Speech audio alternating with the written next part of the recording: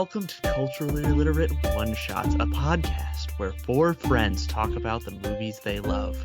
My name's Sean, and I have the largest penis in the entire world. Today, I introduce you to my co-hosts. Please introduce yourselves as we talk about smooth jazz. So, I am Jake, and my fun fact is that I got to watch the Phillies clinch their first NL East title in 13 years in person yesterday, and every single one of you had the opportunity to go with me, but you all hate me and think I'm ugly. So I watched it solo, which was still quite a good time. I'm Jason, and a couple years ago I saw the Phillies win the National League Championship Series to go into the World Series in person. So that's my fun fact, because I didn't have one and Jake reminded me of that. So that's mine. I saw a cooler game. No, because mine's going to end in a World Series championship. And I'm Matt, and my fun fact is that Sean doesn't have the biggest cock in the world, because there was How do one you know party that? in which he got too drunk, and then he kept talking about how he was gonna fuck our friend Casey with his 7-inch cock. Yeah, but you don't know. Maybe he's talking about a different one. You also he are assuming a specifically lot. said his cock. But Yeah, but specifically, also, I mean, what if it's a fake one that he has? Yeah, But well, also, it's a different like, you're cock taking video. the word of he didn't do it. So if his word of saying he was going to fuck Casey is meaningless, then I don't think you can accurately assume whether or not the 7 inches is true, whether that be an over or an underestimate. It's Schrodinger's cock. Yeah, you know what? We We should get know- like a sports bet sponsorship so we can get the over under on the size of Sean's cock.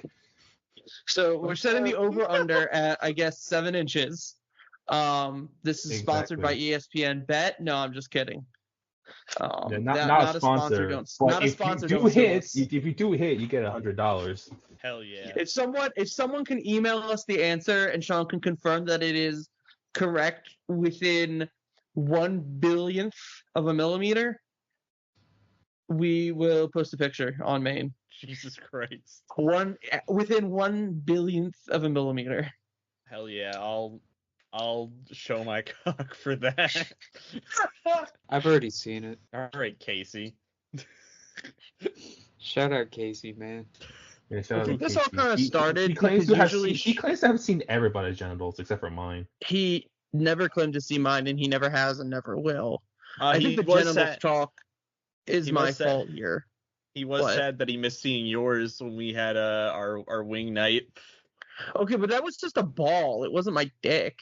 No, it wasn't a ball. It was a ball. But It that's was still a ball, what maybe two, but there was no phallus. that's still what Casey yeah, when cares we didn't- about. That's still genitals, though. Well, yeah, but I just want to take the blame publicly on this one because I tried to get Sean by.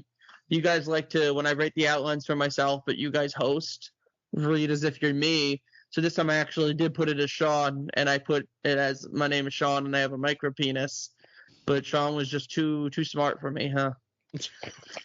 Dang. You would have gotten away with it, too.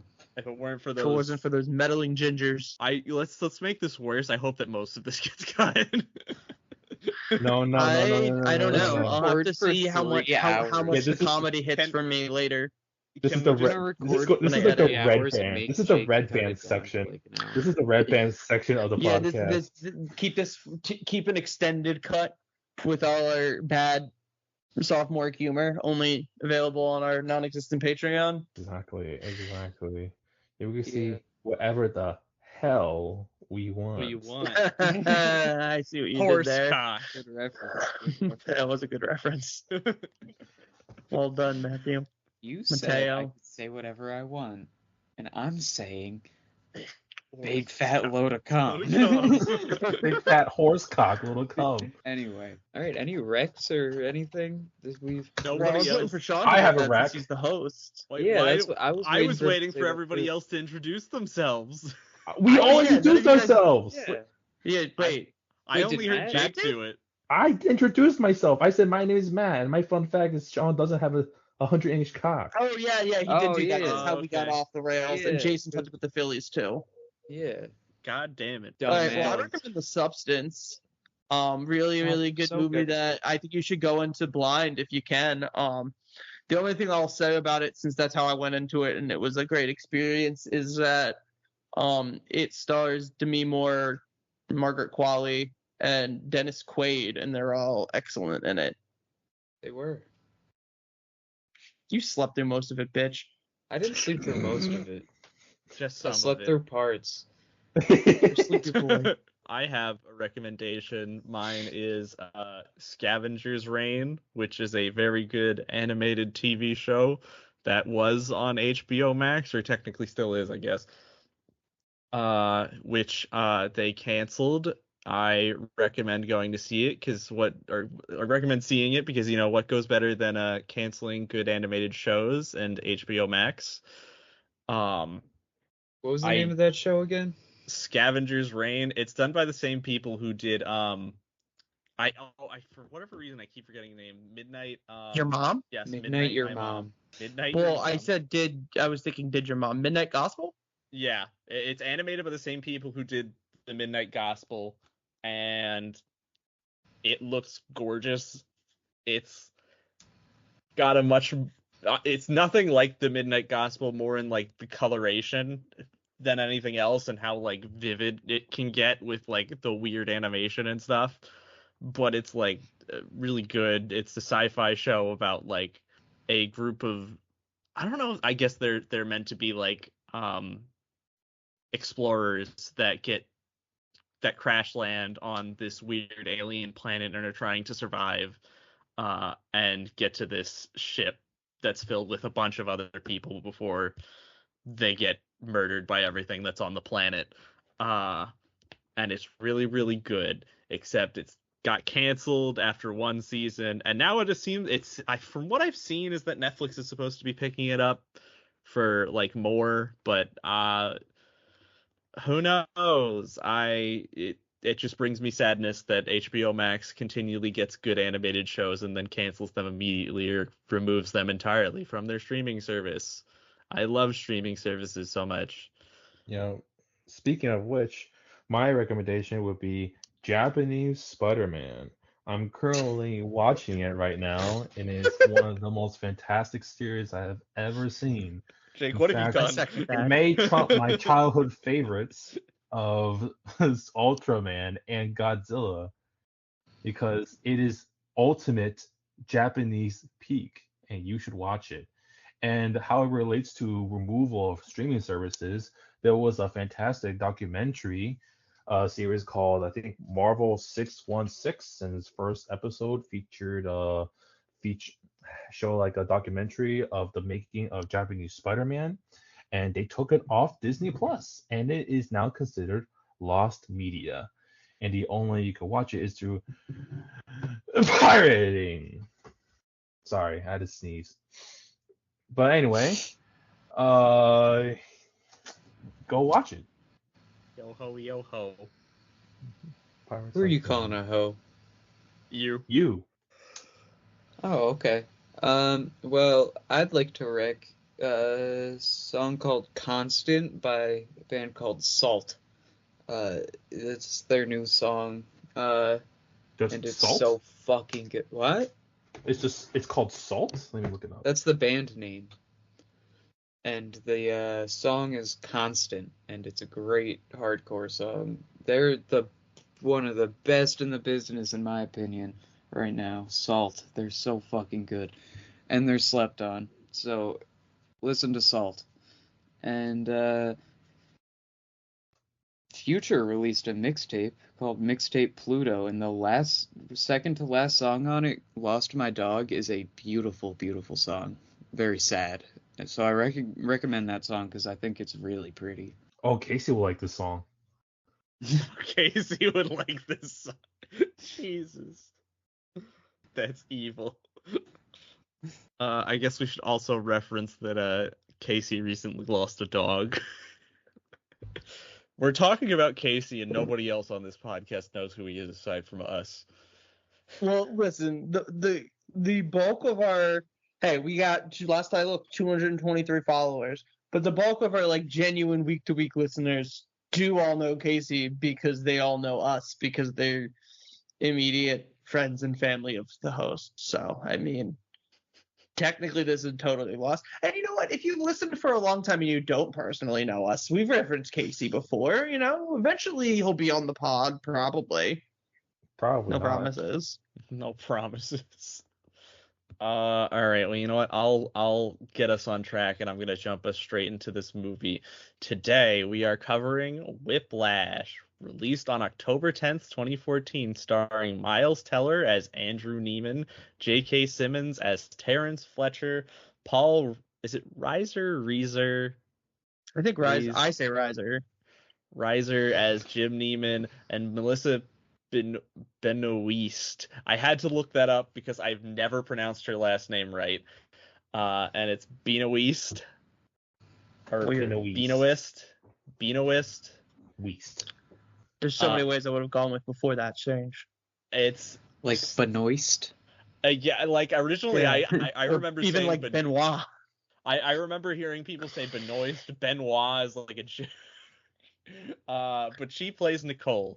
It is written and directed by Damien Chazelle, shot by Sharon Mayer, with music by Justin This is also another name I should have looked up how to pronounce. Justin Hurwitz? I It's thought he was either about to say Hurwitz Justin or Herbert. Hurwitz. I It's thought just she a was going to matter say of whether or Justin not Herbert. it's a V or W. I Yeah, know it depends what type of European he is, I guess. I know that it's Jewish and he has a Jewish last name, and that's why I don't know how to pronounce it. I'd have to assume it's Hurwitz. And edited by Tom Cross. So anyways, moving on from trying to pronounce people's names and not butcher them entirely. Have any of us seen this before? If anybody's seen it, what are your opinions, thoughts, I saw this experiences? in the theater. Because it was nominated for a bunch of shit, and I think I saw it with my mom, Jake and I's mom, when it came out, and I quite enjoyed it back then. I thought it was amazing, and I still do now. I quote it from time to time in my personal life, because I've watched it a few times since, and it's a very quotable movie. It's funny. It's very funny at times for as dark and intense and twisted as it gets. Twisted. Whoa, we live in a society, Jason. Maybe not twisted, but like... No, it's just a funny word. But yeah, the verbal abuse does make for a lot of good quotes. Yeah. I too have seen this before. I saw it after it left theaters, like the year it came out. And then I watched it another time, just like randomly at some point. I don't know if it was before seeing Babylon. I don't know, but I watched it at another point, maybe a year or two ago. And then, so this was like my third viewing. But other than Sean, who picked it, and I knew Jason had seen, really, I just wasn't sure if Matt had seen it before. I have seen parts of it. This is my first time watching the whole thing. Ooh, and that makes me happy. It's very, very good. Unsurprisingly. Oh, sorry, we're not in that part of the video yet. Oh, so no, spoilers. Matt Whiplash is good. Oh no, Spoilers, Matt gave his opinion of this the movie from acclaimed and awarded movie is The good. movie frequently listed on like top 10 movies of the century. Guys, Is don't good. we shouldn't These spoil four it. amateurs think is good. Oh Hey. god. Yeah, that's how you know we're casuals. There are probably plenty of people in our exact positions that would be like, Whiplash is actually not good because of, well, there's a plot hole because when he's driving here, this happens. You know what I mean? And there's a specific podcast that I'm thinking of that I see on TikTok when I'm saying that right now, and I don't know the name of that podcast, and I'm not going to give them the airtime. I have a here's does one of the hosts have a really bad hairline? Yes. That's And us. does the other host look like he's probably never known the touch of a woman? Oh my Yes. god, it's us. Yeah, I know the one, Jason. Yeah, No I'm names, pretty I sure. guess. Pretty sure we're on the same page there. So to be fair, at least we're above some of those quacks. Are we though? Shut up, asshole. I like to think we're at least self-aware. Yeah, we know that nothing that I we mean, say hence matters. the podcast's name is pretty self-aware. If only I were aware. I'm not sure those people would know what the word illiterate means. Because they are illiterate. Exactly. But, like, literally. Illiterately. I know for me for this movie, I saw it. I saw it because of school. I remember seeing it in college a lot, and I can't remember. I have forgotten what for exactly. I just know that like 2014 was a really happy year for me in terms of movies because that was the first time I got like a Godzilla movie from an American company that I didn't despise. Uh, this movie came out. We had like there were so many movies coming out this year. Guardians, Guardians came out that was that big for year. you. I was just happy for because I had always I wanted a Guardians film, and having known that it exists now is just, and also knowing that it was good makes me so happy. I'm trying to see like what else came out that year because there were probably some really bad things too, and I need to like in my mind I have such a like a for whatever reason 2014 I have a nostalgic I feel nostalgic when I look back. I just recently saw Nightcrawler and that was good. Not recent, but like semi-recently, I guess. That's the That's Jake 2014? Gyllenhaal one, right? That did come out in 2014 apparently. Oh yeah, that shit rips. That's That Jake was that's Gyllenhaal, right? one that I may have to pick for a future episode. Am I thinking of the right one? Jake Yeah, Gyllenhaal? Jakey J. It's Jakey Oh, you- J. Okay. I want to watch Jake, that. I've never seen it though. I'm not sure if you want to censor this, but that's when one of my favorite movies came out, Grand Budapest Hotel. That was so I'm good. not gonna. We already referenced Guardian. I know we're I don't not think outwardly promoting certain things by covering them, but I don't think an offhand reference is the end of the world. yeah. But I mean like I appreciate the heads up though, man. Thank you. Oh, and What We Do in the Shadows also what came out that year. That was a very good movie. I What still a gotta good watch the year. show of that. And before Taika Waititi became very, very unlikable. but like yeah, we had so many good movies come out. We also had Transformers Age of Extinction, so you know. So nothing but hitters. Nothing So but good movies. nothing but the greatest movies possible. Well, it Mark Wahlberg? unfortunately, Age of Extinction was a humongous hit in China. Hey, it was one of the top box office hits of 2014. Was that the one with Mark Wahlberg?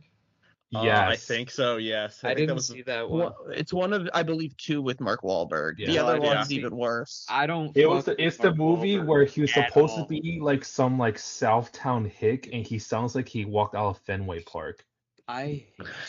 Also, isn't that also the one where they have the guy who has a laminated copy of Romeo and Juliet? Romeo Yeah, oh Juliet God, law. yes. Oh dear God. That's like the only thing I know from the Mark Wahlberg Transformers movies. I hate Mark Juliet Wahlberg. law. There's another shout out to our friend Casey. You know, Hey, you know. shout out to fuck Mark Wahlberg. What's the opposite of a shout out? That's what I'm giving to Mark Wahlberg. Fuck you, Mark Wahlberg. Yeah, what's the opposite of an endorsement? Yeah, like a Unendorsement? unendorsement. Condemnation. It is the official stance of this podcast, and I'm taking the reins here to say this, that we don't fuck with Mark Wahlberg. I mean, 25% of us are Asian, so it'd be really, really weird if we did. Yeah, Mark Wahlberg's movies are actually like really big in Asia. If you Google Mark Wahlberg Asian to find out more. Google Mark Wahlberg Asian. Yeah. You won't find any. The unfortunate upsetting part things is about that his he's past. done way more than that. But yeah, all right. I'm not really. I don't know if I want to go through the plot for this because like, it's such an old movie, but also like I feel like it's a good thing to just like I shouldn't say it's such an old movie, but I feel like this is something we've all seen before, and I've seen. It's a decade old. It's pretty old. Yeah, it is. It is It's- crazy because it's like. Disgusts me.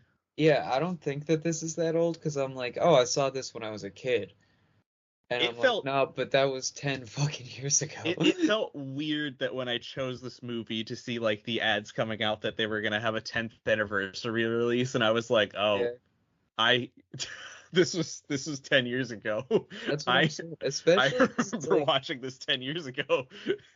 boy, I mean, I was 12 10 years ago. Like, I'm thinking like, oh yeah, I was a kid watching this. It wasn't that long ago. Nah, I was 12. It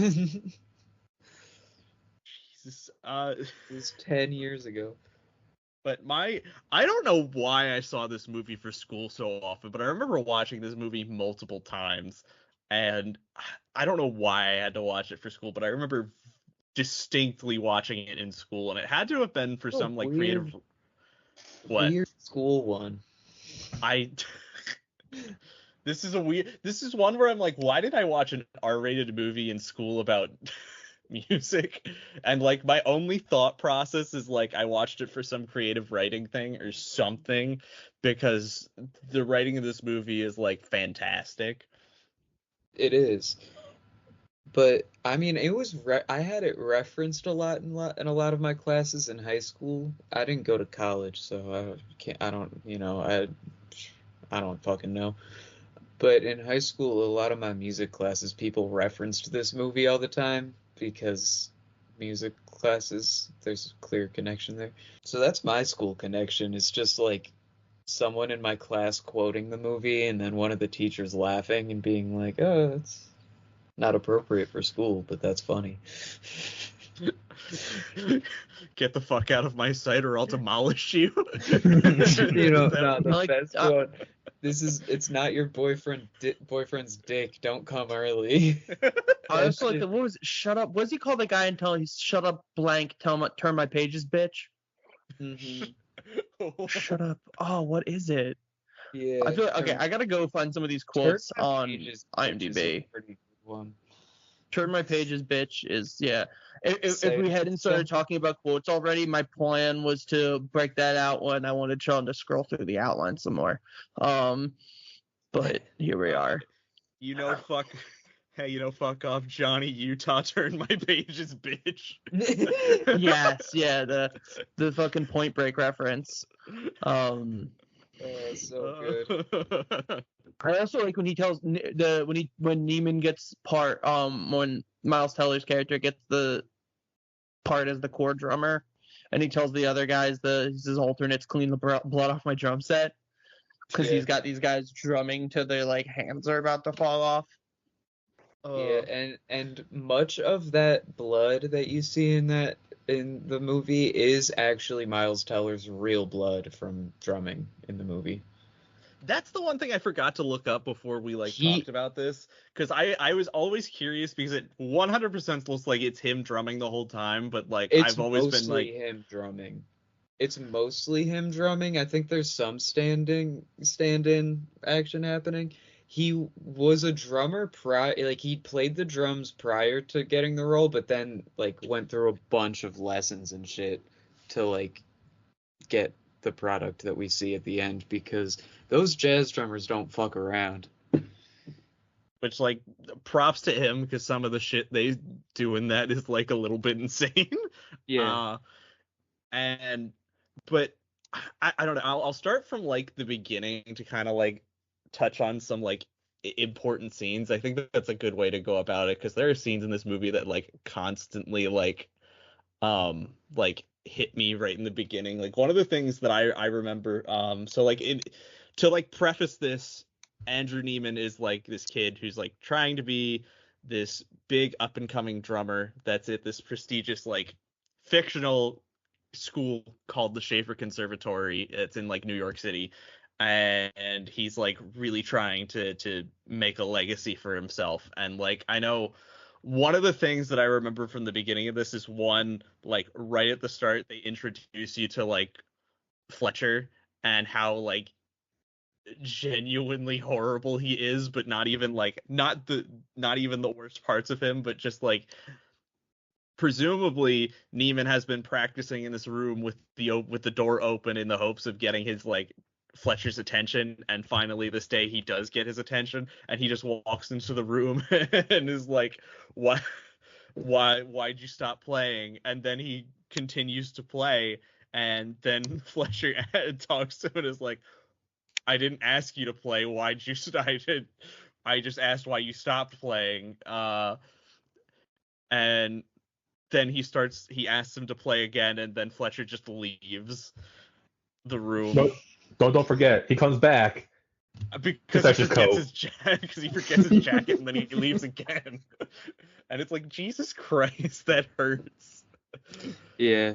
Especially Yeah. since like there's so many things, especially from like that first scene. There's a lot of small things that I picked up on this time that like get lost fairly easily from like, unless you don't like go like, oh, that I didn't think about that. But like the idea of like he's practicing in this practice room with that like with the door open, which presumably is to get the attention of somebody because he's playing the fucking drums. Drums aren't exactly meant to be quiet. And like throughout the film, they make it pretty clear that he's vying for like Fletcher's approval and attention throughout the whole thing. So like there are tiny little details like that I didn't really catch or understand from the beginning of it that I think actually go a long way at throwing in some like characterization and stuff, especially to like there is the more I thought about it, this movie has like a fair amount of dialogue, but most of it is in like those great one-liners, and then the rest of the movie is like watching them play music. And it made me realize that the movie doesn't really have a whole lot of parts that there's extended periods of dialogue. Like the beginning of the movie has like Andrew and his dad going in to watch a movie, and they share a few things of dialogue, and then it cuts away. And same thing for like that meeting with Fletcher. It's a few things of dialogue, him playing, and then it cuts away. So like they have a lot of parts like that. Another thing that I liked is that like after they do have Andrew get into Fletcher's class, he to spend more time practicing, he moves his bed out of his dorm and starts to go to sleep in the practice room so he can spend more time practicing, which is insane. But yeah, the other thing that I also like to bring up too is just the sound design in this movie, for it being about music, is also incredible. Agreed. I mean, it's pretty top to bottom, like about as close to perfect I feel like as a movie can get. Now I want to figure out who did sound design for this movie, because I made a point of, we don't usually put editor in the outline, but the editing in this movie is so incredible. Good. With the way they cut between, like during performance scenes between Andrew drumming Fletcher's reaction shots to the various other members of the band at just the right time. It's the type of thing that, like, even as someone like myself who knows just nothing about jazz music and about like performing like that, I feel like it keeps you completely locked in. And like you don't want to take your eyes off the screen, kind of edge of your seat, or just watching some, which I think is like there's not necessarily an inherent. Most people don't go see jazz bands perform in musical theater in like large theaters. You wouldn't do that, but when you're watching it in this movie, it's so compelling. No shade at jazz. I just mean that's not most people's hobby. The one thing we did at least include the editor in this one, which is Tom Cross. Yeah, that's why. I put that in there because I was watching the movie and I was like, I gotta remember to include that. Insane. I mean, like the one thing I'll love is that like it really does feel like whenever I look at a part of this, it does feel like it's everybody's like genuine influence coming together. Like I see the shots that Damien Chazelle put in there, and I get like, because like you see shots like at the end where they do the tracking shot from like Fletcher to Andrew throughout that end scene, and that's one of the things that I always catch on is like one of Damien Chazelle's whole like just one of the I forget the fucking word, but like it's just one of those little like tells that you can tell that like this is the director who did it, kind of, when you watch a movie. It's just his personal like style. Yeah, because he did the same thing in Babylon a lot, where like he does those panning shots where the whoever is doing the shot will focus on one character and then immediately swing the camera somewhere else to another character, and it will continue to go as one shot back and forth between the two characters or between multiple characters, and it'll blur between each character each time. And I think that's really fitting for jazz too, because like they're always telling each other like, "Oh, I'll cue you in," like throughout this movie. I assume that's authentic to jazz music. And that feels like a camera movement interpretation of the idea of cueing someone in. It's like visually like, and then we're gonna cue in the trumpets, and then we're gonna back to the drummer. Yeah, and also just like from the idea of like with jazz, there are certain things where it does become a and I know with this they're kind of focusing on more of like the ensemble act as a whole being a thing, while making it more focused on Andrew as like a singular artist himself. But like they do show like it shows like almost a collaborative nature, especially in music when you have like a composer doing their thing for an ensemble, and then like that's and then switching between the players versus the composer, which I liked. But on top of that, like you can see things from like Justin Hurwitz. He also did the music for La La Land and does almost all of the music for all of Damien Chazelle's movies. So like the guy's got chops because he's done so many random things. Too, which is just insane to think of. Like he went from this to La La Land to Babylon.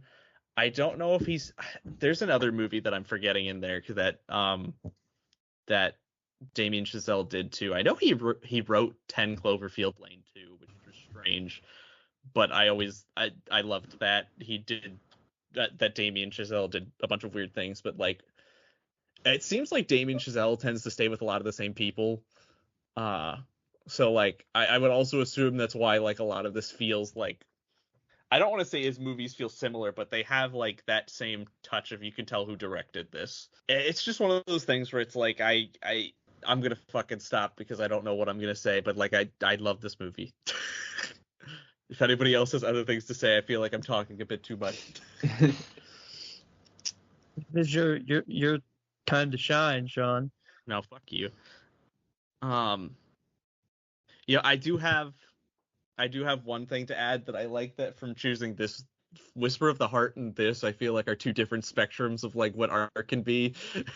Yeah. And like pursuing art is like something to be a good thing, to be that's like great about, and this one being that it can absolutely destroy you and everything that you love, so that you're just left as a hollow husk. And it's like I did a terrible job of picking between these movies.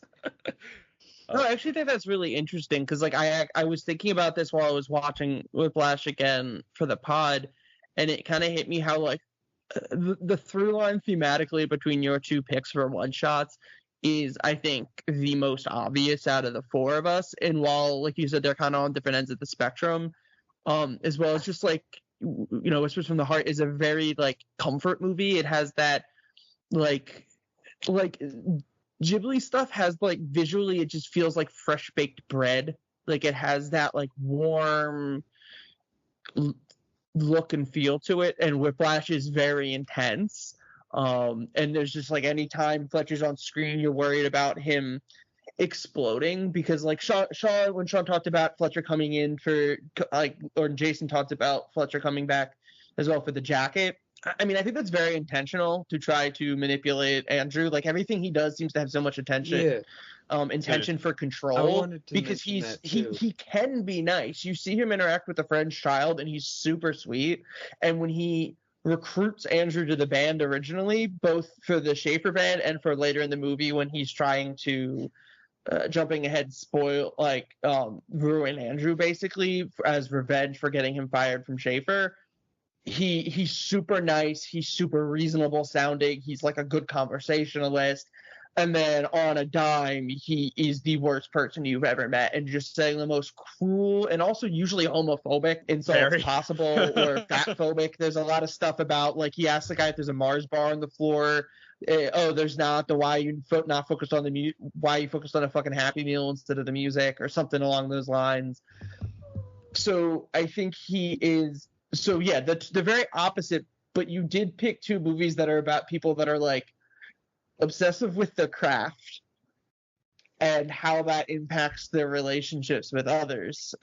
It just kind of ends up in two different ways, where you get a much happier ending in Whispers of the Heart versus here, where Andrew blows his chance with Nicole, eventually, breaking up with her so he could just drum more. And then when he briefly has a better career life balance, she's in a relationship but not interested.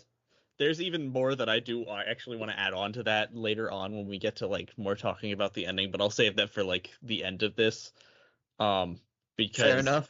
The way that I love this is that like, and I've seen other interviews with Damien Chazelle, and one of the things that he mentioned a lot was that like a lot of people took the ending of this movie as something that was like triumphant but bittersweet, and his whole thing is that he wanted it to be tragic but feel like it's supposed to be overly tragic but feel triumphant, but the main point is that it's a tragic ending.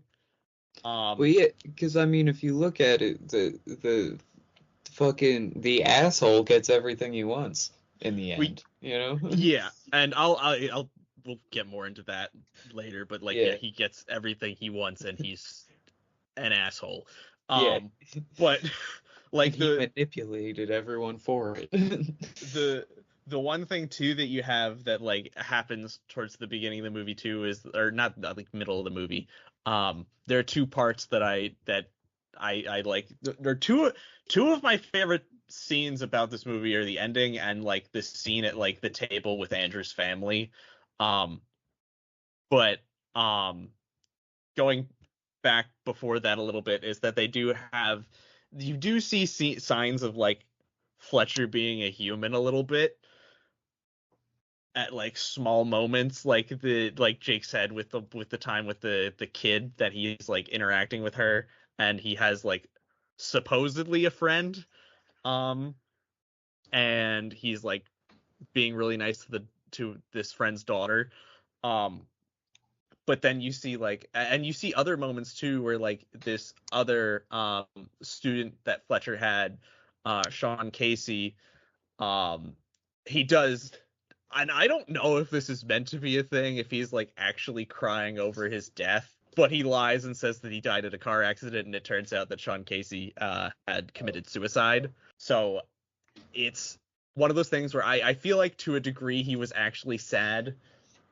in that moment, but he wasn't sad because of they go into this more, but Fletcher's whole thing is that he wants to be the person to create the next big musician in jazz, and he wants to make the next big person, and he doesn't think there's any way of doing that other than by verbally and physically abusing them in the worst possible ways. And I feel like at that moment when he does mention to the class that like, and lies about what happened to Sean Case, and he says that his student got into a car accident, I think he is sad, but he's not sad for the person that was lost, more sad for the idea of like this person's talent. The musician was lost. Yeah. Not the person. And one of the other things that I've seen too is that there's a lot of deleted scenes of what they had showing of what Fletcher is like outside of the school and what he's like as a person. And they said that one of the scenes was him that they shot was him in his apartment where everything's meticulously set up, but there's not a whole lot. It's very just white, and he's just eating a frozen dinner while drinking wine alone at home, listening to music. And apparently they were trying to like focus on like his whole thing is that like there is nothing to his life other than music. He has no friends, he has no family, he has nothing. All he has is music, and that is it. That's like, to think of a person who's that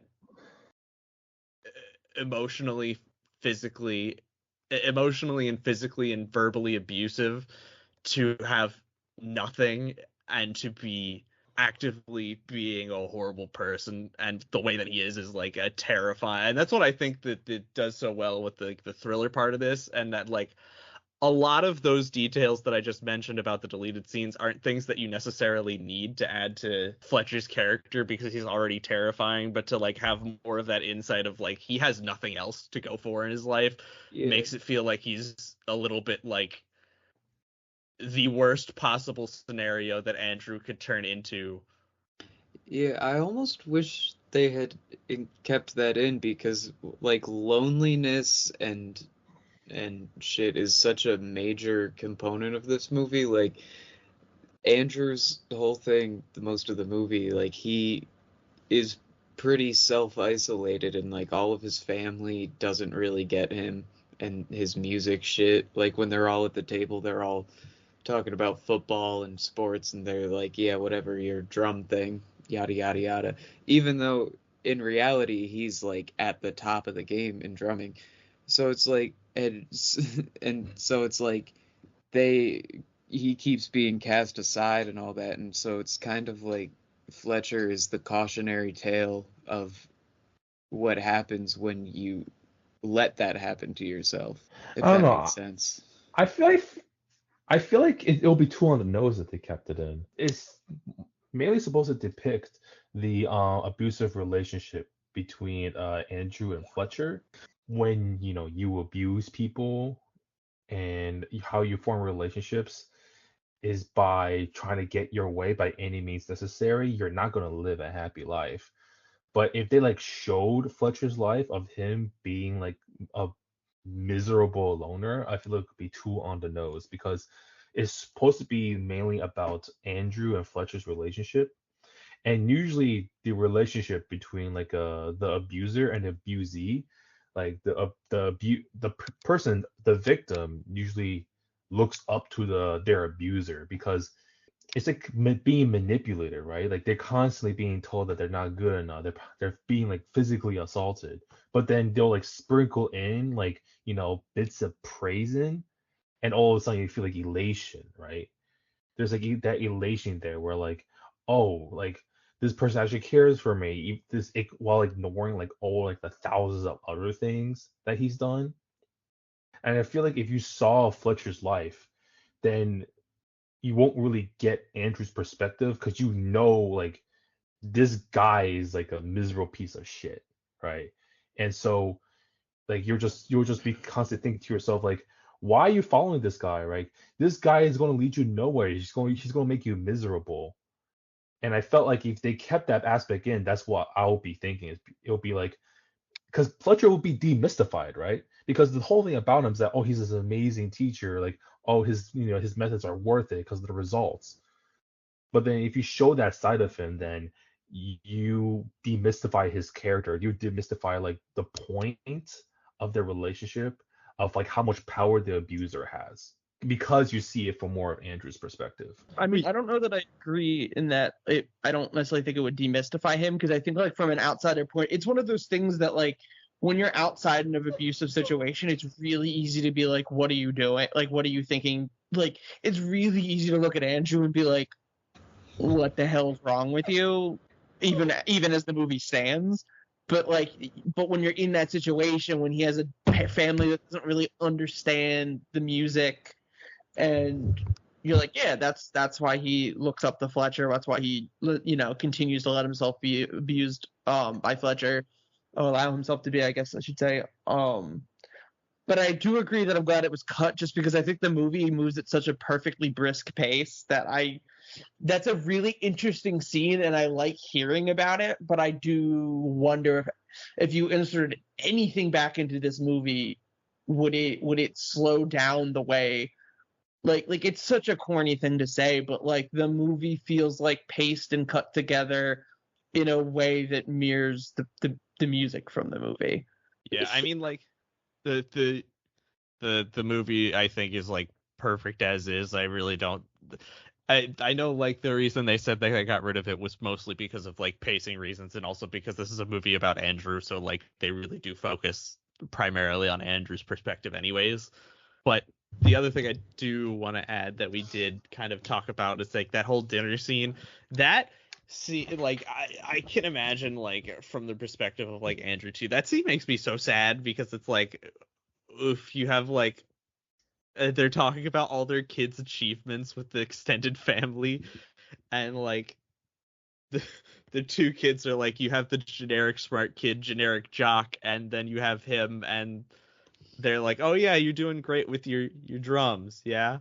And the dialogue in that moment is still really funny. It's just like there are so many lines of dialogue in this that are great, but like I remember that one for always being like him saying that like the one guy, are they his cousins or his brothers? I can't tell. I think they're his brothers.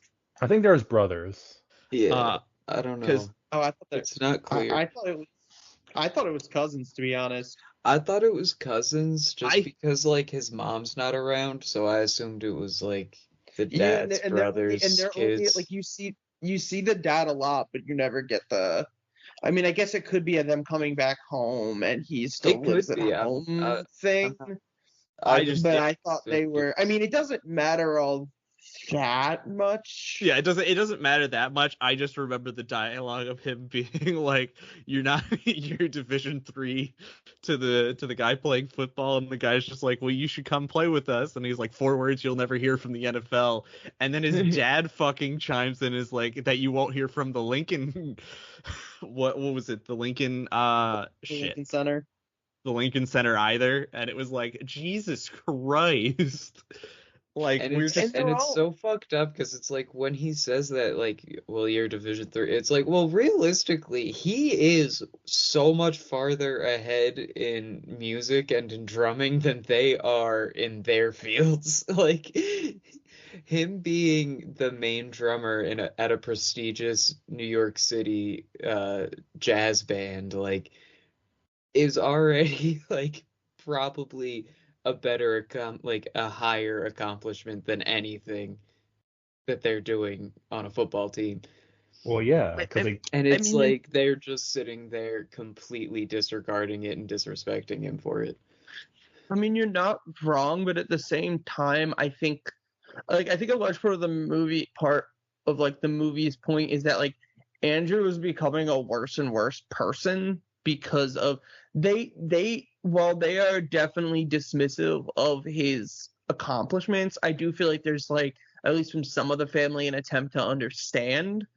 And Yeah, well, like, I can completely handle like it understand where well. he's coming from with the frustration, but he's talking to them the way Fletcher talks to him.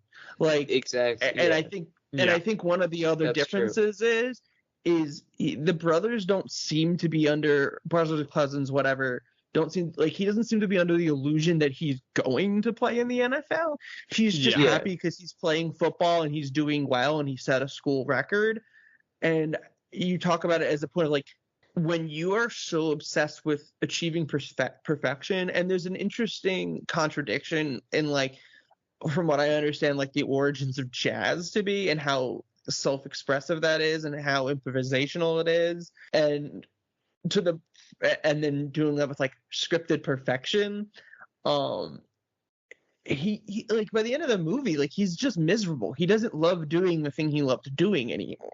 But they sound like, the guy sounds like he just loves playing football, and he's kind of a douche. But so is they, like, you know what I mean? Like, I think they're kind of equally at blame. There was another thing I saw, and I am not a very big sports person, so I can be completely ruined on this. But somebody was talking about, there was a video I saw on YouTube where somebody was comparing that scene and comparing Andrew's experiences with a real life what happened on a basketball team, and I can't remember the coach's name, and it's escaping me, but he would like verbally and physically abuse the Indiana coach. What the fuck is that guy? Some of the players, and it was one of those things where it was a situation where like really good players were coming out of that team, but the coach is an awful human being. And it's just gross to know that that's like a real thing for one, but like it can be comparable. Like, it doesn't just have to be jazz, it could be any art form to see this kind of like come out of, and even then, like, or any form of expression of any kind. I would consider sports a form of expression.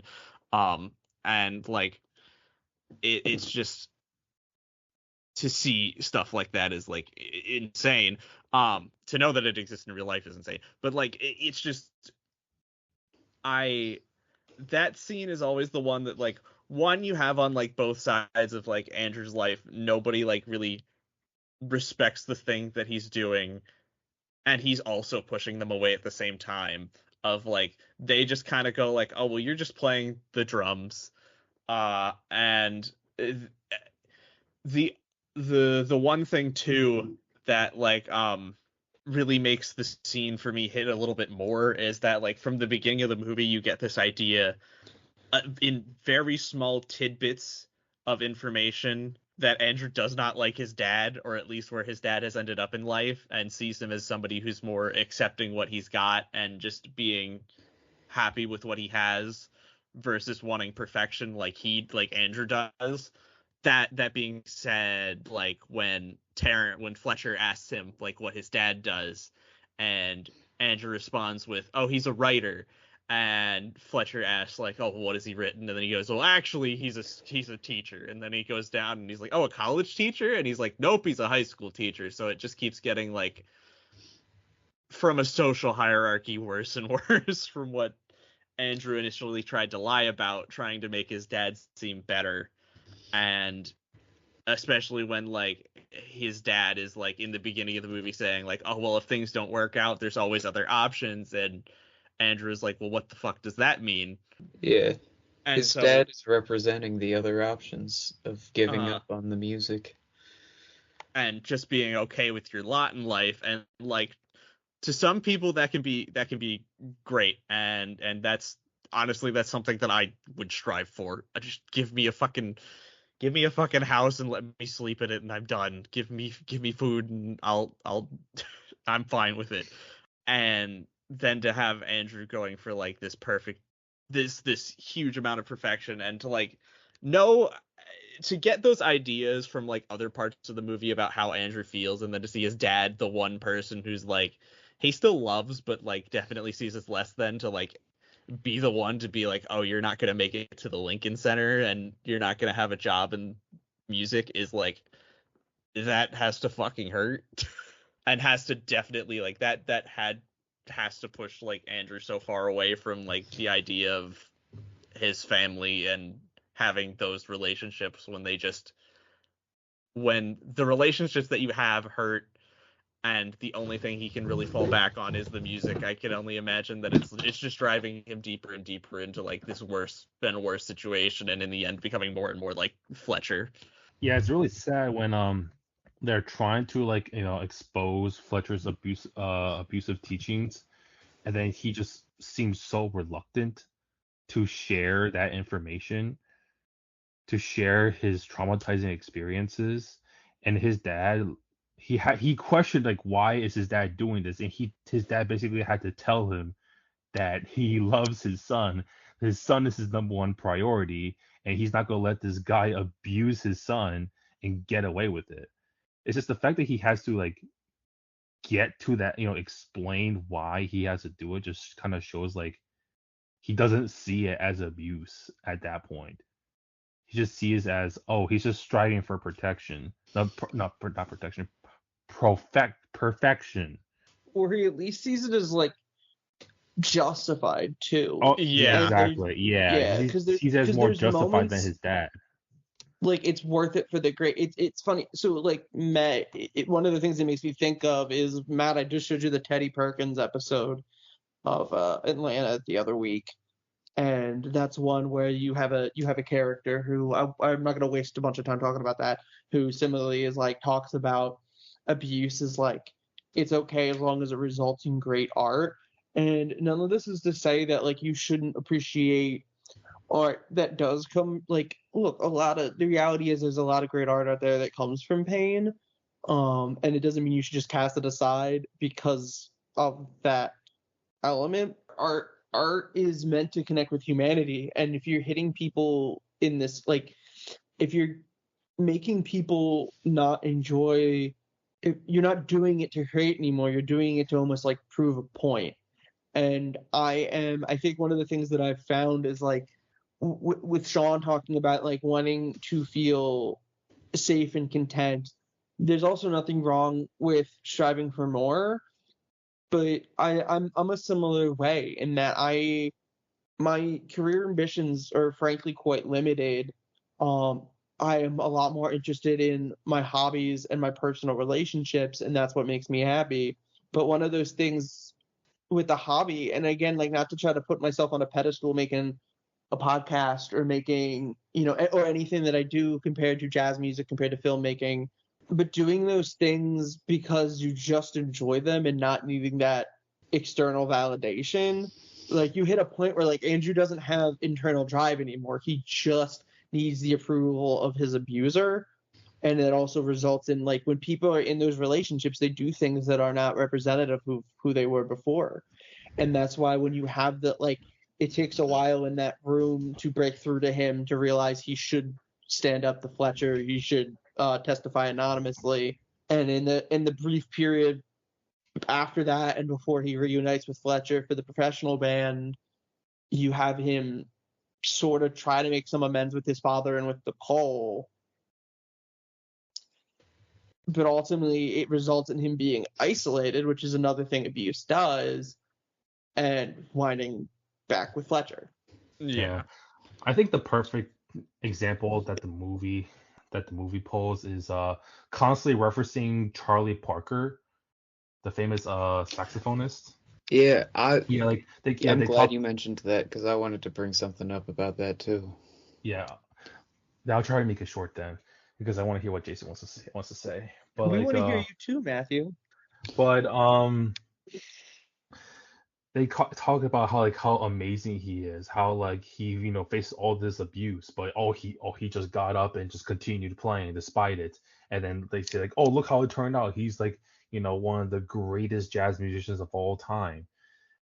And they kept constantly putting him up in the pedestal. And all it takes is just one Google search and to see how freaking miserable he was in life. In fact, if you Google his name, there's like how like under like the quick facts they'll pull up like the most searched questions for a certain celebrity or musician, and I have it up here right now. The top 3 questions for him is date of death, death age, and death location. And another thing about his death, he constantly abused drugs and alcohol so much that when he died, the doctor misidentified his body as being 50 to 60 years old when he died at only the age of 30. Like, Charlie Parker was miserable in life. Like, as I mentioned before, he was addicted to drugs. And then when he didn't have drugs, he went to alcohol. He was constantly suffering from mental abuse. He seemed very obviously mentally ill, and his only avenue to like at least like suppress that pain was through drugs and alcohol. And he died at only 30. I mean, yeah, on Like, top of that, he probably also dealt with a lot of racial discrimination too. exactly. And so like, yeah, he's he's like one of the greatest jazz musicians of all time. But then, so yeah, like he's like considered one of the greatest jazz musicians of all time. That's why Fletcher puts him up on the pedestal so much. But then all you need to do is look into his life and just see what he's doing to the kids that he's training. Like, he's pushing them towards a life of obsession.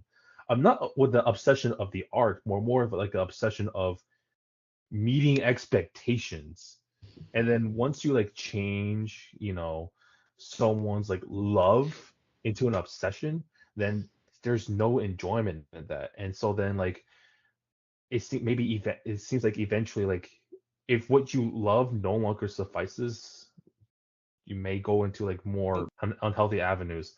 I also think I always find it interesting that when he tells the story, or not even tells the story, when he references Charlie Parker, Fletcher, that is, he references him getting a cymbal thrown at his head, and that being, the motivation for him to practice harder and become better and more recognized. And I think it's interesting because if you look at any recount of that story, the cymbal was not thrown at Charlie Parker's head. It was thrown in front of his feet as more of like a, hey, get it together, than like an actual moment of aggression. And I think it's very telling of Fletcher's character that he spins that in that way to fit his narrative and fit what he's trying to get out of Andrew at that point,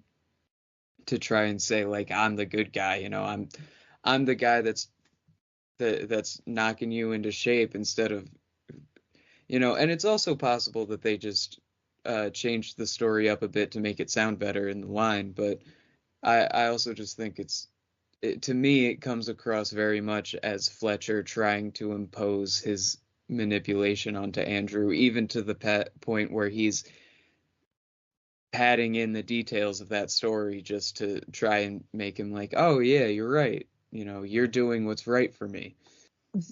I kind of want to back what you're saying is like beyond the assumption that like you always kind of want to assume intent. Like I don't think him misrepresenting that story is an accident, because one of the things that stuck with me was when he has the conversation in the like jazz bar with Fletcher post firing, when Fletcher's kind of like baiting him back in. He says, because the next Charlie Parker would never be discouraged. Charlie Parker, in addition to like some more details to what Matt talked about, had multiple suicide attempts. And when he died at just 34, it was, from what I read, he checked into a hotel horribly ill from alcohol, from just being so drunk, and refused for 2 days to go to a hospital before dying. It sounds like Charlie Parker got discouraged to me. And it ultimately goes to prove that like anything that Charlie Parker achieved in his too short of a life was in spite of abuse, never because of it. And that is true for literally every single abusive relationship that has ever existed. What is accomplished by the victim of it is done purely in spite of it, never because of it, without exception. And he is completely lying to Andrew's face to get him to return to an abusive relationship about what he needs to do to achieve greatness. Nothing that Andrew does post Fletcher, he couldn't have done without Fletcher. Yep, and to kind of like add to that what he says in, I'm trying to find the exact quote because I hate that it's been like, it's one of those things that gets picked up now a lot when it comes to people talking about like doing any sort of art form, I guess. And that was like, let me see if I'm trying to find it. It's what he says when he's talking to him in the bar and they're having a drink together when it's Andrew and Fletcher. What is it? I'm looking for it because I got quotes from IMDb up so I can help. Where he says like, I found part of it. God damn it! It's the part where he's talking about like a good job is like the worst thing you could possibly say to somebody. The two most harmful words in the English language are "good job." Yeah, and it's like that is.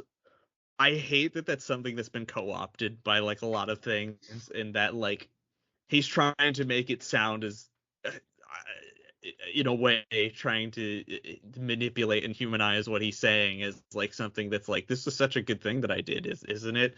And absolutely it's not, for one thing, but two, like a lot of people have co-opted that whole saying, thinking that like you have to go through genuine hardship in order to push out meaningful work. And that isn't to say that meaningful work doesn't come out of places of pain, but to say that it only comes out of places of pain is absolutely atrocious and not a good, it just isn't the right way to go about it, especially when like, again, this whole movie in essence is one big cautionary tale of showing how you can delve deeper and deeper into an existential hell of trying to be perfect and never living up to those expectations until you eventually die young of what have you and never getting to be happy. Which is why, like, from this perspective of like somebody trying to learn and somebody trying to reach for those goals and reach those great heights, and to be remembered, doesn't always have to come out of pain, and we have hundreds of examples now of that where people genuinely don't have, like, I know people love it. Also comes from like from a human perspective too. Everybody loves an underdog story of somebody coming from like rags to riches essentially, or something else along those lines. But like, there are hundreds of different ways to go about working your way to that, and especially when like in the situation of like Andrew is made to believe that like not that he has to get rid of all of his relationships in his life in order to succeed and become great. And they make a pretty big deal of that, like um when he's breaking up with his girlfriend, and especially at the end where I'll get into that now, of like when you see the end after. So this is after Andrew testified against Fletcher anonymously. Fletcher is fired from teaching at the Schaefer Conservatory and is now performing jazz for this JVC Jazz Festival. And he's the conductor for this ensemble that's going to be playing, and he asks Andrew to join, and eventually he has Andrew join. Andrew reluctantly agrees to it, thinking that like this will be another big shot because it's going to be performed in front of all these. It's going to be performed at a festival in front of a large group of people, but also there's presumably a lot of jazz professionals who are headhunting, is along the lines of what I got from it. So he sees this as his big break, and Fletcher uses the situation to turn it around on Andrew and tells him that he knew he was the one who testified against him, and it gets revenge on him by playing a song he's completely unprepared for and doesn't have the sheet music for. And Andrew is humiliated, goes off stage after the end of the song, after the end of the first performance, and his dad is there, hugs him, and tells him it's all right, we can go now. You don't have to deal with this anymore. But then instead of leaving, Andrew goes back and begins to start playing. I believe it's either Whiplash first or Caravan. I think it's Caravan that he plays. Yes, Caravan. And he completely takes over the show from Fletcher and cues the ensemble in, and they all play Caravan together. And it's supposed to be like this big triumphant moment of, look, he's going against Fletcher and showing that he's an amazing performer. And he's like, they really build up the whole end scene as like this great thing of he's going to be one of the greats. But then at one part during the entire scene is you see his father looking out through the door at his son in horror, knowing essentially full well, giving the idea of like he's never going to they give the impression, especially from the ending, that yes, he is going to eventually become one of the greats. He's going to be this great musician, but he's leaving everything, personal relationships, his family, his friends, everything is gone now. He left his dad to go right back to essentially his abuser and play, and it's this bittersweet ending of, you get the idea that like because of this and because of this performance, he is going to become one of the greats, that he's going to be considered this amazing drummer, this jazz musician that everybody is going to know and remember. But it gives off the idea that he's gone too far to one end and that he's never going to be happy with what he has, and that Fletcher essentially wins in the end. He gets what he wants. He gets this amazing musician that he helped create. And Fletcher sees that after I love the part where he gets his face smacked with a cymbal. That felt deserved, but he deserves far worse for what he did. And it's like you get the idea that like great, both of them kind of get what they want to a degree, but Andrew's going to be far worse in the end. No matter how you look at it, his life is going to be far Fletcher worse. is already at that point. Andrew is still at a point where he can still have a happy life on top of his success, but he's being drugged back in to The darkness, if you will. It's a callback to the conversation they had earlier, where Fletcher and Andrew, while they had dinner together after Fletcher was ousted, he basically talked about how Charlie Parker, when he messed up that one time, he nearly got decapitated by his teacher, right? When he threw, I forgot what exactly he threw at Charlie Parker, but the end result was that he nearly got his head off. Like he nearly lost his head that day. And then he basically talked about how instead of Charlie Parker just licking his wounds, saying that's enough, he went back and continuously practiced and practiced and practiced, like he didn't give up. And then you kind of saw that recreated at the end scene where he was embarrassed, right? He was played by Fletcher, and he could have just walked off and just moved on from music, but no, he went back out there and played and played and played so freaking hard. And it just goes along with the Charlie Parker similarities. Like he's gonna go down that path of being one of the greats and dying at 30. Yeah, and because Fletcher's created this evil no lose scenario for himself, where the initial mission is just to crush all the hopes and dreams that Andrew's ever had by setting up by surprise playing a song that he's unfamiliar with, so that he looks awful in front of all these important people in the jazz world on this big stage, and he's never going to get to perform in an environment like that again. And he, as revenge for getting him fired from Schaefer, and Fletcher seems perfectly satisfied with that accomplished. And I think that's why there's this brief moment of power that Andrew gets when he comes back, and Fletcher tells him to stop, and he doesn't. But then almost immediately Fletcher's like, oh, cool. Well, now's my chance of like Matt was talking about that conversation. He says, I always wanted to have my own Charlie Parker, and I never got to, but I tried, and that's more than most people ever do. Which also goes to show, again, abusers take credit for their victims' accomplishments that they don't deserve any credit for. But yeah, he very, very quickly, it goes from him defying Fletcher into Fletcher is again conducting him. He is doing exactly what Fletcher tells him to do.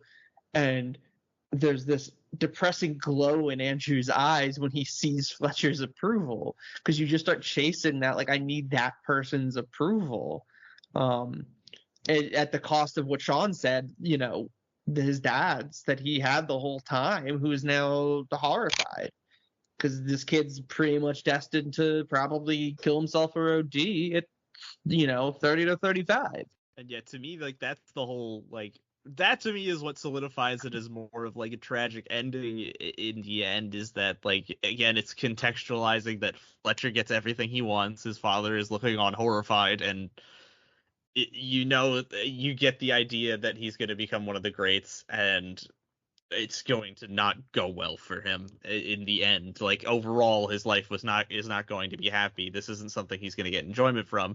And I remember when I originally watched this movie, I liked to imagine that the ending was kind of like a dream thing, because it felt like a dream sequence with all of the, I love the way that Damien Chazelle does, lighting, especially when he does, especially when he does, the, I mentioned before, where the camera pans between two people, but he does a lot of these, flashing and blinking lights that are, slowly flashing on a character, and it just makes it feel almost dreamlike the way that it's set up. It makes it feel like that's not what's actually happening here, and it's the perspective of someone else, really. And it just, to me, I like to dream and imagine that this whole end sequence is this didn't actually happen, and his life turned out fine, and he gave up. Maybe he didn't give up drumming, but his life went okay, and he accepted what he had. And because the idea of him becoming great, but at what cost, is kind of one of the worst things to think of. And I think it goes to show that there's a point to an art form, any art form or any hobby that one does, where it can reach that point where it's just not something that's fun to you anymore, and you're only doing it to strive for, in this case, perfection. It could be striving really for anything. If you're striving to be the best at something, or if you're striving to to be above something or other. There should be enjoyment in it, and I think it's the understanding of like balancing your life with the art and understanding that art comes from not only you yourself but the life that you live and your perspectives, and that's something that should continue in general. So like I think for me, like, yeah, it's a lot of like, in the end, from choosing like these two movies of like Whisper of the Heart and this, like the juxtaposition between that of like there's a good and a bad side to like art, I guess. And the one thing that like another thing that always stuck for me with this movie too is that like it is especially the juxtaposition between like music is typically something that we tend to see a lot as like something we get a lot of not just enjoyment from, but like we feel from it. We get like it inspires us. Music pumps us up. It can change our emotional state. It can do so much for us. It can hype us up, and it can make us sad, and it can do all this shit. And in this movie, it feels like music is one from a storyteller's perspective. The music does such a great job with the emotional heavy lifting of the movie, and making you genuinely terrified, especially in the way that like the sound design is. It's fantastic, and the way that Justin Horvitz compositions work within the movie itself is fantastic. But like from the story perspective, they primarily use music. They primarily use music from a technical aspect, and to see the juxtaposition of art being used as something that is objective versus subjective is something that's hard to think about and makes me not like it, because like even like during the dinner scene they talk about too, where it's like one of the brother cousins, I'm gonna call them brother cousins, asks Andrew, like Andrew's talking about like his competitions that he's going to be a part of with the school, and I think it's the one brother cousin who does football asks like, well, isn't that subjective? And like, aren't those, how can you judge music? Isn't it subjective? And Andrew, of course, goes, no, it's a fairly objective thing. And like that's true from a technical standpoint, but like you can have all the technique in the world, but if no one wants to hear that shit, no one wants to hear that shit. Yeah, and it's just like I don't know. It's one of those things where it's like I like that this movie tears down music to a technical standpoint, but I feel like it does a really good job at doing that and showing off that part of music, but also like music is also heavily focused by, again, it's an art form. It comes from our perspectives, from our emotions and everything else that we feel. So it's one of those things where it's like I get both ends of the spectrum from this movie and Whisper of the Heart, and I feel like that's probably why I chose them, also from them being two of my favorite movies. So like, ooh, but like I love seeing something typically shown again in like a very emotional format being put into a very technical box. I think was an interesting way of this movie going about it. Probably limits it too, because I mean I think everything you said beautifully said, Shawnee. But yeah, like, even as someone who like I am a big sports guy, and obviously sports there's really very little subjectivity to. Rules are rules, score is score. I can go on a whole spiel about like I see sports as an art form, and I do think there are certain things to it, to the narrative of athletics, and the self-expression through performance, through uniform, yada yada yada for sport. But ultimately there is distinction, and ultimately there is a reason that I don't necessarily think it's like evil to have competitions for jazz music or other forms like that. I don't think it's necessarily evil to give out awards for movies or shows. Like, I'm not saying that's like wrong and necessarily anti-art, but yeah, it is pretty clear that like Schaefer has no interest in teaching the students, not just Fletcher, but Schaefer is large, because you can tell like the Sean Casey, the guy who kills himself, went to Schaefer years ago. Kids are like beaten, these college students are beating down the doors to take Fletcher's class, to be abused by this man. It seems like it's a pretty much an open secret that only gets sort of taken down when you have the only time it really gets taken down is when someone kills themselves and the parents do something about it. And even then, I mean, it's kind of a like 2014 cancel culture wasn't as hot of a topic, but it's, I think, a bit of a statement on that not being real, because even when Fletcher loses his job, he still gets to go perform at a jazz bar. He still gets to conduct top tier musicians at a luxurious theater. He still has a ton of influence. And it was being swept under the rug for years. Well, Yeah. They treat it like he just kind of parted ways. Forced to be a problem. Yeah. And Like, I was just saying, but like ultimately none of this atmosphere is about them expressing themselves. It's about like raw technical ability, which you can absolutely marvel at. But yeah, you absolutely lose something to the art form if you can't do anything beyond the technical. If you just don't have any expression, and it's kind of like it's a great frame of reference for Andrew as a character. Like, as he's getting more and more technically skilled, he's losing the heart to the music, and he's also losing his way and his own heart as he's getting deeper and deeper into it, Yeah, and I was gonna add to like I feel like it just left my head. It was about never mind, fuck me.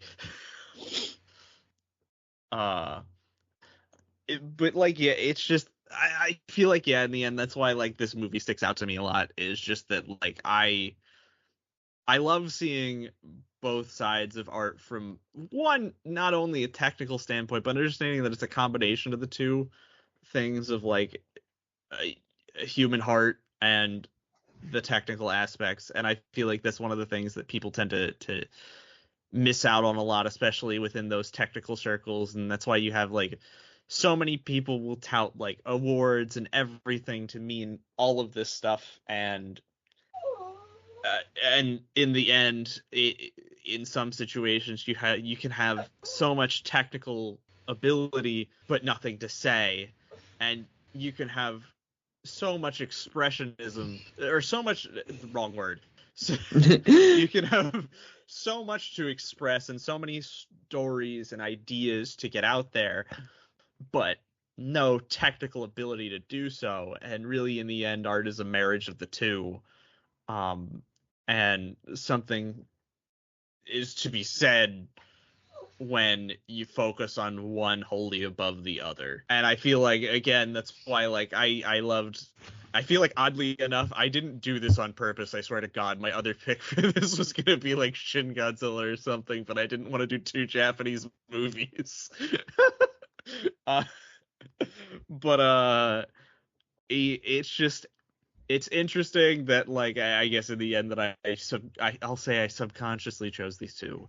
Actually, it was all part of my master plan.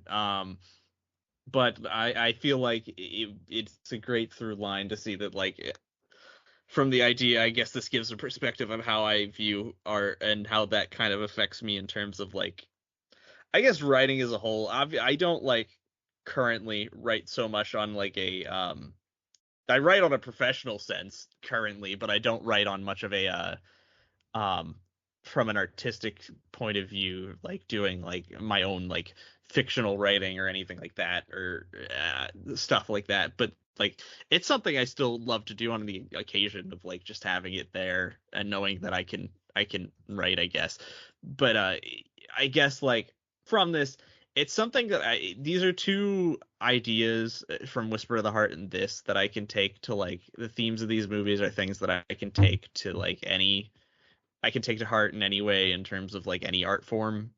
And that to me, I guess, is why I love both of these movies so much. And especially like Whiplash is one of those movies that I always remember and I always come back to, and it to me is like a classic, and it's just, I'm rambling now. It's just again, like the themes from these two movies are, from this movie in general too, is just one of those things that I'll always take away from it, and that like, if anything, I've learned from these two movies, especially more than anything else, is that like, one, there's always ways to improve your own art, and there are always multiple ways to express yourself, but also understand that a lot of that comes from like who you are and what you deal with and what, your lived experience. So kind of don't go so far into it as to fall down a hole, I guess. And I these movies have especially taught me how to celebrate all kinds of art forms, so I give them that. Props to, I love Damien Chazelle. I love him as a writer, as a director. I think he's he's made some weird movies recently, but like overall I feel like he's put out banger after banger from what I've seen, at least. And even from a writing standpoint, I mean, 10 Cloverfield Lane is chef's kiss of a Cloverfield movie. So yeah, I guess I'll jump into my final thoughts if we are good, and I'll just say that yeah, movie good. I chose it. Fuck you all. Well said, well said. I mean, I definitely recommend it. I think this is a perfect movie, especially on like talking, like to tie it into like the conversation around the movie. Like I just don't have any interest in, generally speaking, when I say a movie's perfect, I don't mean it in like a technical way. I mean it in like a feelings way, like how It does it everything conveys it what was it wants you supposed to to. convey. Yeah. And what I personally, as an individual, get out of it. So for me, I mean, this is a perfect movie. And I mean, for that reason, usually, like, this isn't the first time I've said that, like, I don't know what to say for least favorite thing. But, like, usually I'll throw in, like, a choking one or a nitpicky one. I just think almost, like, on principle and passion. Like, I don't feel right even doing a gag one. Like, I can't think of what I would want it to be different, because that could compromise what it does for me as a movie. My favorite part is Simpson. My favorite Simpson. part Yep. is the ending. I think it's like, it's you're both, the way it manages to make you like absolutely like breathtaking in how impressed you are with Andrew with his performance, but also just gut wrenching knowing that he is losing this battle to get away from Fletcher, and that because the audience members for that show, they don't know this story, so they're just going to be in awe of the talent, as they should be. But we know better, so we're almost like forced to be watching this beautiful thing that we know is actually just almost like the end of someone's life. It's perfectly shot. It's perfectly, I liked everything Sean said about the lighting. With wow, Chazelle makes it almost feel dreamlike, even if it's not. One, I wish I was as optimistic as Sean. But yeah, it's 10 out of 10. No, recommend. Yeah, I would tend to agree that I could recommend this piece of work. Yeah, it's like Jake says, it does everything that you want it to do, as advertised.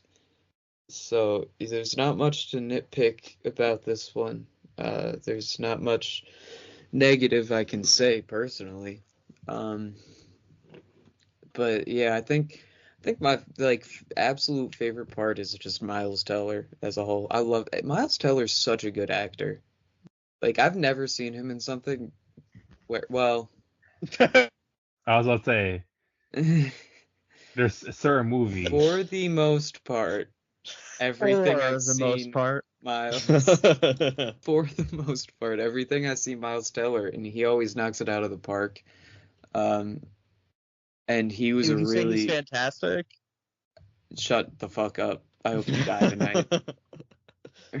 No, but I think he's tremendous, and I think he was great casting for this this role. He has that kind of meek, unassuming look on his face. You know what I mean? If I had to pick a least favorite, it's the fact that it's about jazz music, and that's one of my least favorite genres of music, probably.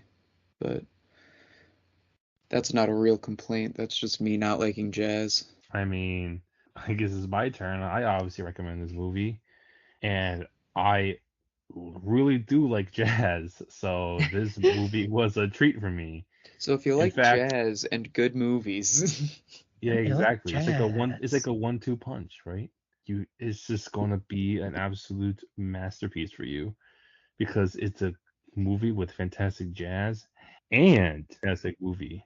Also, Miles Teller also is a is a great star in the Divergent series. If you watch that too. I've never seen that. From everything I've heard, it's not good. Well, look, I'm not gonna fault He's the been in actor Top on Gun that one. Maverick. Look, No. There you was can also only this do one so movie much that with I a bad remember him. script. There was also this one movie I remember him in. It was like some dude bro movie with Zac Efron and Michael B. Jordan. I think I know exactly what you're talking about, but not exactly what you're talking about because I don't know what it's See, called. there's probably so many of those type of movies, like probably like back in like the 2010s. I think it released the same year as Whiplash, I think. Yeah, like Maybe. no, yeah, let me look at this. Let me look this up. Because I remember him being like a lot of those like frat bro movies. And then all of a sudden he was in Whiplash, and you're just like, what the fuck? I mean, he was also When like can this guy act? spectacular, like very critically acclaimed, Spectacular Now before Whiplash. No, I know, but it's just he was 21 and Over? Is that the movie you're thinking of? Released no. in 2013? So we don't There it waste time is. on That shitty awkward movies. moment. That awkward moment. Okay, I remember that one. I never Not even watched in this the sense movie. that I've I've only seen seen the it. trailer, and I I haven't still seen it, remember this. but I know like what you're talking about Why conceptually. do I remember this? Weird. But he's a Anyway, I good recommend the actor. movie. It's very good. You should watch it. All right. Well, I guess we can close this out. So, what did you think of the movie? Did you love it? Did you want to fuck it like a pig? I did. So thank you to Alofet at ALOFETT for the podcast artwork, and thank you, Jason, for the podcast music. You can Yeah. do your little pluggy plug, and then I can pluggy plug you. I did Pluggy I did plug. the music The for woo. the podcast. Follow me, the Upsides PA on Instagram, the underscore Upsides PA on Twitter, the Upsides on SoundCloud. I don't know when things will be up. I'll make things eventually. I'm a busy fucking guy. Quote But unquote Faraday too? eventually. most importantly, the thing that I'm more actively involved in currently, my band Faraday.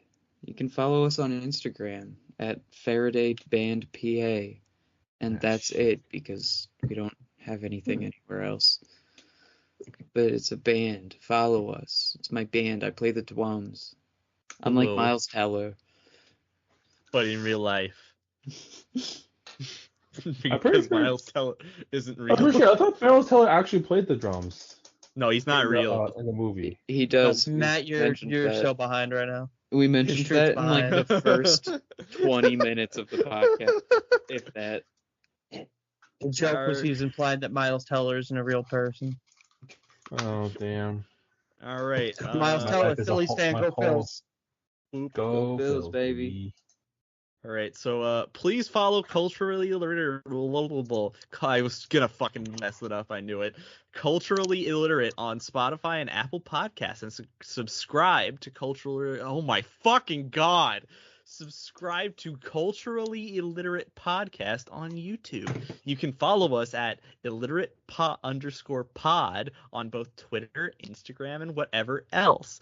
Reach us at culturallyilliteratepod@gmail.com for questions and comments. If you want to send us your wieners, we'll look at them. We will be back in another 2 weeks, but you will need to stay tuned for what movie we'll be covering next. And as Marvel says, this usually says anyways, the one-shot formats will return. But topics for our next episodes are to be determined, so oopsies. Bye! Bye.